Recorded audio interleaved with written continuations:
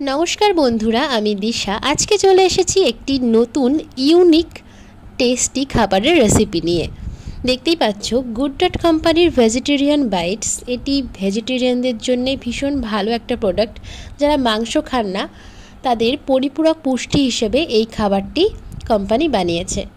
তো দেখো, পুষ্টিগুণের চার্টটা আমি শো করলাম, তোমরা পজ করে দেখে নিতে পারো। এটা দিয়ে অনেকে বিরিয়ানিও রান্না করতে পারে মাংসের পরিবর্তে। এই ভেজিটেরিয়ান বাইটটা দিয়ে আমি আজকে তরকারি রান্না করে দেখাবো, যেটা আপনারা ভাত আর রুটির সাথে খেতে পারেন। তো এটার ভেতরে সুন্দর করে এয়ারটাইট করে প্যাক করা রয়েছে। প্রথমে প্যাকেটটা কাটতে হবে, তারপর আমি বের করে নেব। দেখো, এরকমভাবেই থাকে। এটি অনেক দিন পর্যন্ত ভালো থাকে, তার জন্যে ভীষণ ভালোভাবে এয়ারটাইট করে রাখা রয়েছে।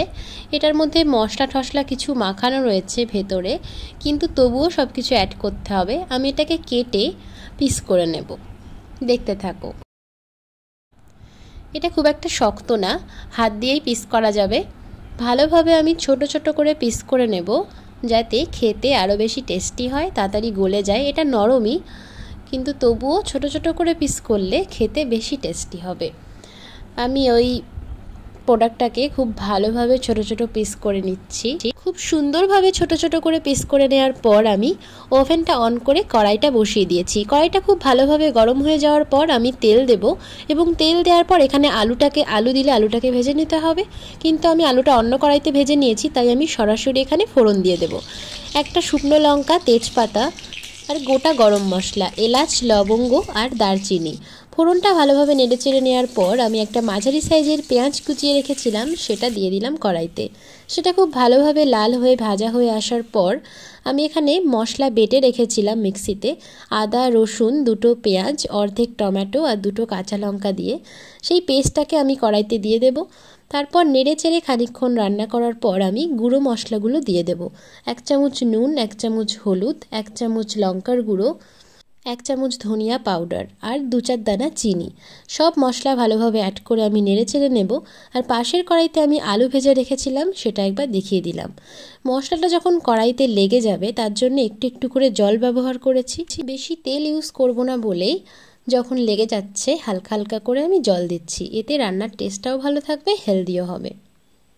মশলাটা খুব ভালোভাবে কষানো হয়ে গেছে। এরপর ভেজে রাখা আলুটা আমি মশলার মধ্যে অ্যাড করে দেব। তারপর খুব ভালোভাবে মশলার সাথে আলুটাকে কষিয়ে নেব আরও 10 মিনিট। তারপর আমি অ্যাড করে দেব জল। আমি হালকা হালকা করে জল দিচ্ছি। প্রথমে আমি গরম জল দিয়ে দিয়েছি, ফ্লাক্সে রাখা ছিল, আপনারা চাইলে ঠান্ডা জলও দিতে পারেন। আমি একটু একটু করে জল দিচ্ছি আর ভালোভাবে নেড়ে নিচ্ছি। আমি ভালো করে জল অ্যাড করে নেব, যেহেতু এখানে এখনও ভেজিটেরিয়ান বাইটটা অ্যাড করা হবে, আর অ্যাড করার পর এখনও 20 মিনিট ফোটাতে হবে, তাই আমি একটু বেশি করেই জল দিয়ে দিয়েছি। এখনও অনেকক্ষণ রান্না হবে।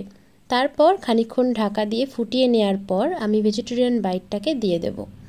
ভেজিটেরিয়ান বাইটটাকে দেওয়ার পর আমি ঢাকা দিয়ে দেব, আর ঢাকা দিয়ে 20 মিনিটের জন্য রান্না হতে দেব। সবগুলো বাইট অ্যাড করার পর আমি সামান্য একটু জিরে গুঁড়ো দিয়ে দিয়েছি, আর কেটে রাখা দুটো কাঁচা লঙ্কা দিয়ে ঢেকে দিয়েছি। তারপর আমি 20 মিনিট পর ঢাকা সরিয়ে ভালো করে নেড়ে চেড়ে গরম মশলা অ্যাড করে আমি গ্রেভিটাকে নামিয়ে দিয়েছি। এটা খেতে দারুণ টেস্টি হয়েছিল। আপনারা এটা ভাত বা রুটির সঙ্গে খেতে পারেন। রুটি বা লুচির সাথে এটা সবথেকে ভালো লাগবে।